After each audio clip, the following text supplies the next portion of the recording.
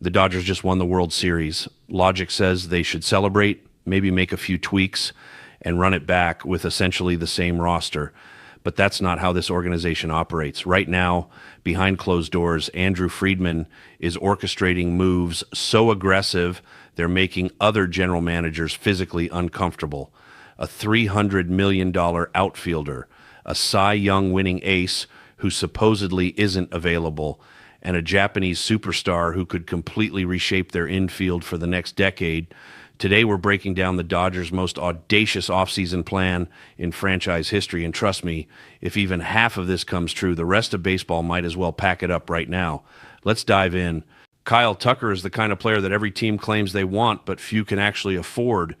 At 28 years old, he's entering what should be his prime years.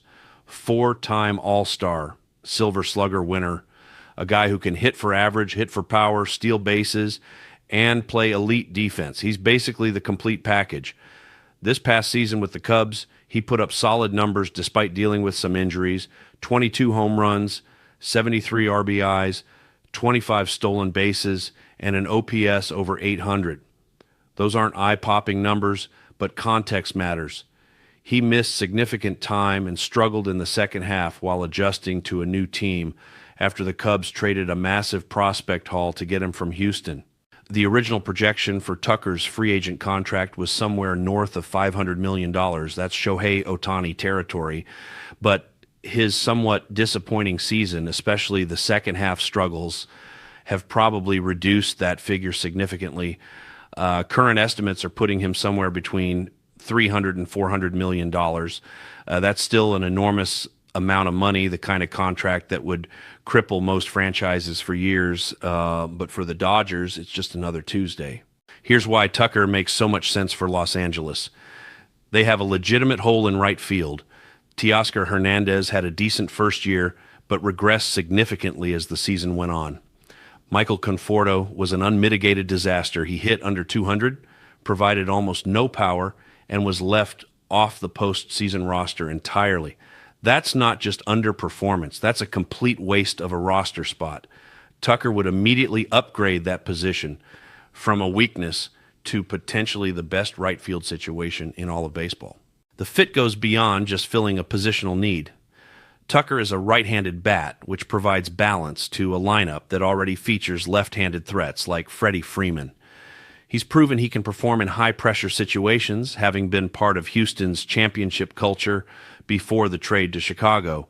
He's young enough that a long-term contract won't result in paying for decline years until the very end of the deal. And perhaps most importantly, he's expressed genuine interest in playing with Shohei Ohtani. That last point matters more than people realize. Tucker has been publicly admiring Ohtani for years. There's a famous moment from 2021 when Tucker was playing for the Astros and faced Ohtani. He hit a weak grounder and was clearly out, so he stopped running and extended his hand to Ohtani for a handshake right there on the field. It was a moment of respect between competitors, and Tucker talked about it afterward with genuine enthusiasm. He said he hadn't really gotten to know Ohtani personally, but wanted to, that he respected his work ethic and would love to just have normal conversations beyond baseball. Fast forward to the All-Star game, and Tucker found himself seated next to Ohtani during media day. The amount of press surrounding Ohtani was so overwhelming that reporters were literally spilling into Tucker's area. Instead of being annoyed, Tucker thought it was great. He said there was something about the energy that he enjoyed. These aren't the comments of someone who sees Ohtani as competition or a distraction. These are the comments of someone who would genuinely love to be teammates. From a pure baseball perspective, adding Tucker creates a lineup that's absolutely terrifying. Imagine trying to pitch through Mookie Betts, Shohei Ohtani, Freddie Freeman, and Kyle Tucker in consecutive at-bats. There's literally no weakness. You can't pitch around anyone because the next hitter is just as dangerous. You can't rely on left-right matchups because there's balance throughout. You can't afford to make mistakes because every single one of these guys can hit the ball out of the park. It would be the kind of murderer's row that we haven't seen since the peak Yankees dynasties.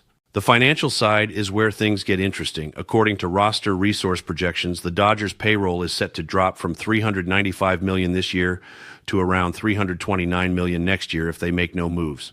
That's a $66 million reduction just from contracts coming off the books.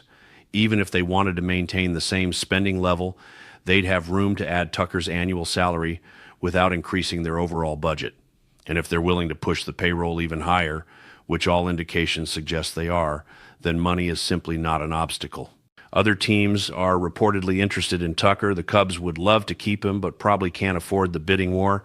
The Red Sox have been mentioned, but their outfield is already crowded. The Phillies are focused on retaining their own players like Kyle Schwarber. The Giants just traded for Rafael Devers, so adding another massive contract for a corner position doesn't make sense. When you eliminate all the teams that can't afford him or don't have positional need, the Dodgers emerge as the clear favorite. They have the money, the need, the winning culture, and the Ohtani connection that could make the decision easy for Tucker. But the Dodgers aren't stopping with just Tucker. There are also serious rumblings about pursuing Tarik Skubal, the Tigers ace who just won the AL Cy Young Award. Skubal is under contract through 2026. So this would require a trade rather than a free agent signing. The Tigers have reportedly been trying to extend him, but there's a massive gap in negotiations. The team offered around $170 million. Skubal is seeking closer to $250 million. That kind of gap usually doesn't get resolved, which means a trade becomes increasingly likely. Skubal is legitimately elite. This season he went 13-6 with a league-leading 2.21 ERA. He struck out 241 batters in just 31 starts, which is absurd. He had 21 quality starts and went deep into games consistently. He's not just good, he's dominant. And he's only 28 years old, meaning he's got several prime years ahead of him. Adding him to a rotation that already includes Yoshinobu Yamamoto, Blake Snell, Tyler Glasnow, and eventually a healthy Shohei Ohtani would create arguably the most stacked starting five in modern baseball history. The trade package required would be substantial. The Tigers aren't going to give up their ace for nothing. Reports suggest it would take at least 2 or 3 prospects ranked in MLB's top 100. The Dodgers currently have 7 prospects in that range, so they have the ammunition to make a deal. They've also shown a willingness to trade prospects when the return is a proven MLB star. They did it for Mookie Betts. They did it for Freddie Freeman. They'd absolutely do it for Tarik Skubal if the opportunity presents itself. What makes this particularly interesting is Skubal's relationship with Ohtani. During this year's All-Star game, Skubal was the starting pitcher for the American League. In media interviews beforehand, he said the matchup he was most looking forward to was facing Shohei Ohtani. He talked about how amazing it was that Ohtani was excelling as both a hitter and pitcher simultaneously. When they actually met on the field and shook hands, Skubal looked genuinely starstruck. The video went viral because you could see this Cy Young caliber pitcher acting nervous around Ohtani. If he ends up joining the Dodgers, that nervousness would turn into partnership, and Skubal would get to learn from and compete alongside someone he clearly admires. The concern with Skubal is durability. He's had injury issues in the past, and relying on him for a full season is somewhat risky. But that's exactly why adding him to an already deep rotation makes sense. If you have Yamamoto, Snell, Glasnow, Ohtani, and Skubal, you can afford to have 1 or 2 guys dealing with injuries at any given time and still field a dominant staff. The depth becomes the strategy.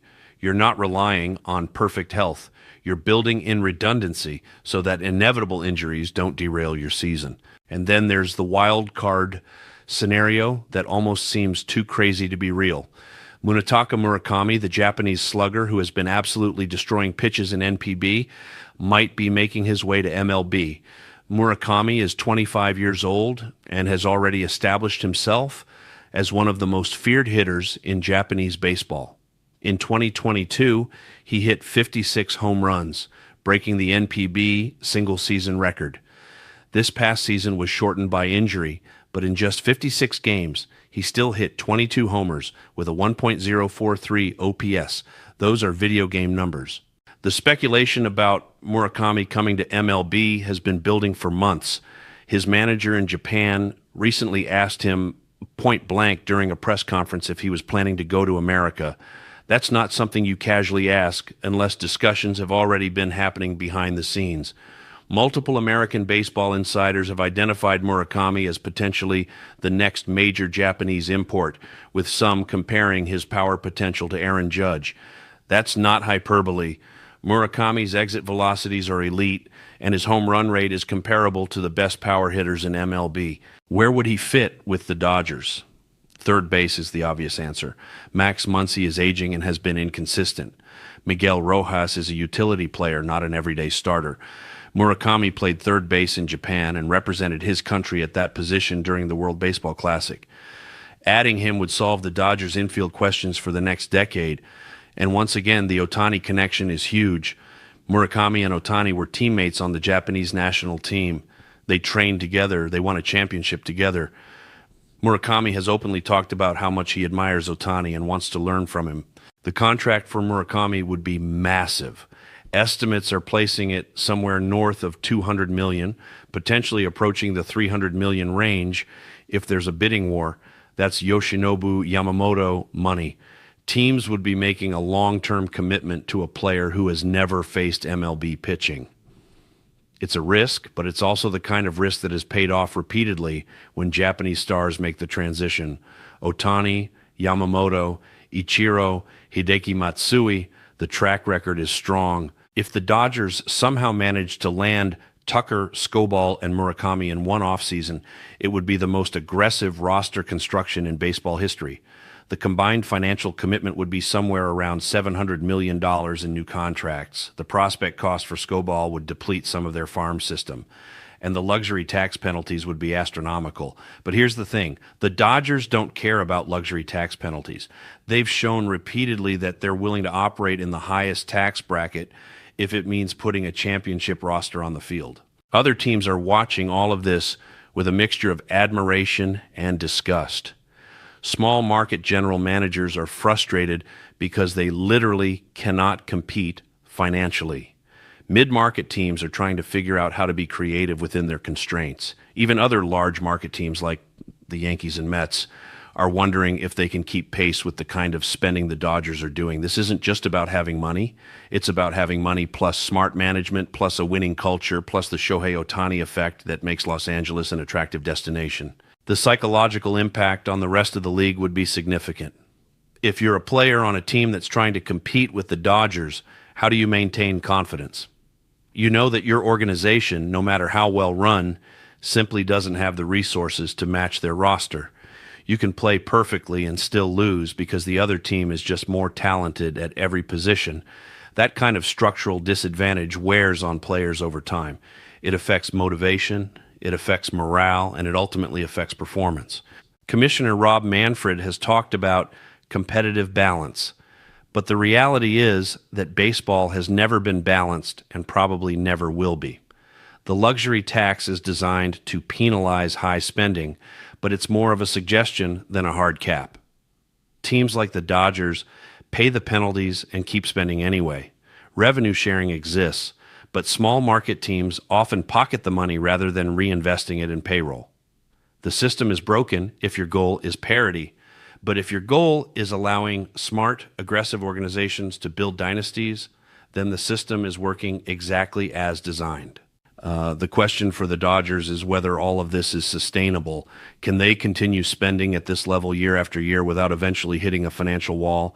Can they continue trading prospects without depleting their farm system to the point where they can't develop cost-controlled talent? Can they continue winning without players getting complacent or the pressure becoming too much? These are legitimate concerns, but they're also concerns that the organization has successfully navigated for years. Until proven otherwise, we should probably assume they know what they're doing. From a pure entertainment standpoint, watching the Dodgers operate is fascinating. They've turned roster construction into an art form. They identify market inefficiencies. They exploit the rules to maximize flexibility. They leverage their advantages without apology, and they execute at a level that other organizations simply cannot match. You can hate it if you're a fan of another team. You can argue it's bad for baseball, but you can't deny that it's incredibly effective. If Tucker signs, if Skubal gets traded, if Murakami comes over, the Dodgers would have a 2025 roster that might be the most talented collection of players ever assembled. Not just good, not just great, historically dominant, the kind of team that would be favored to win, not just next year, but potentially for the next 5 years. That's the goal.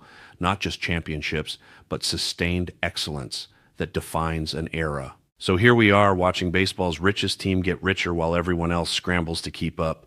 It's audacious, it's controversial, and it's probably going to work. Stay tuned because this offseason is about to get wild, and if you're not subscribed, you're going to miss the fireworks.